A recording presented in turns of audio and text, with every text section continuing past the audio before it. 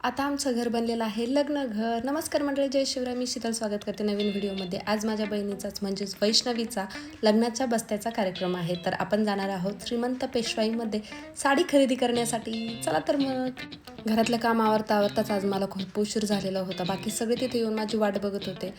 मग आलो आपण साडी घ्यायला। तर इथं त्यांनी खूप साऱ्या साड्या आणि व्हरायटीज टाकून ठेवल्या। ते सगळे माझ्याकडे तोंडाकडे बघत होते कारण मला उशीर झालेला होता यायला। शिवांश आला, लगेच त्याच्या बाबाजवळ जाऊन बसला। आता आपण साड्या बघूयात। हे बघा, ब्रॉकेट पैठणी खूप सुंदर कलेक्शन यांनी टाकलेलं आहे इथं समोर आमच्या।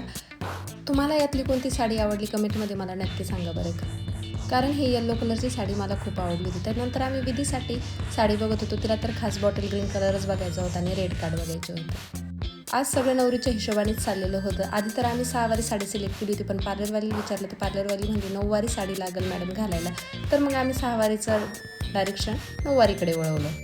कसले भारी कलर कॉम्बिनेशन आहे तुम्ही बघत असाल। ही साडी येलो कलरची आम्ही फिक्स केलेली होती हळदीसाठी। त्यानंतर आम्ही वेगवेगळे कलर पण बघितले, त्यामध्ये वाईन कलर होता, रामा कलर होता।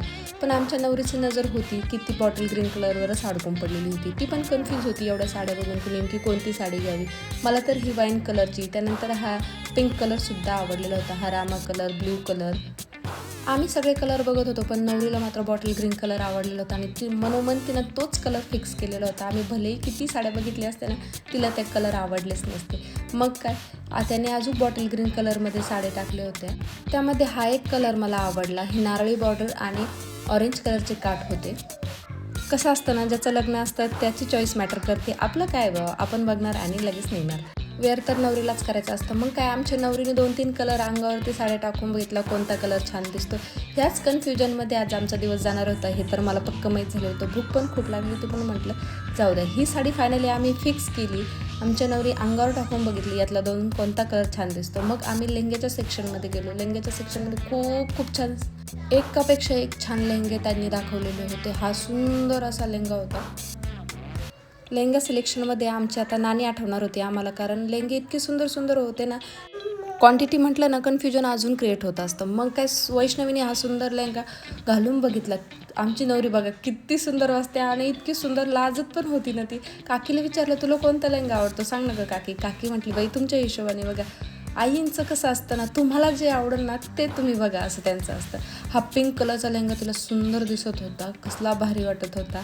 आम्ही सगळ्या बहिणी तिच्या आसपास फिरत होतो, तुला कोणता पाहिजे। दोघी बहिणींनी तो वेअर करून दाखवलं होतं तिला की कोणता छान दिसतो, यापैकी आम्ही डिसाईड करायचं होतं आता फक्त।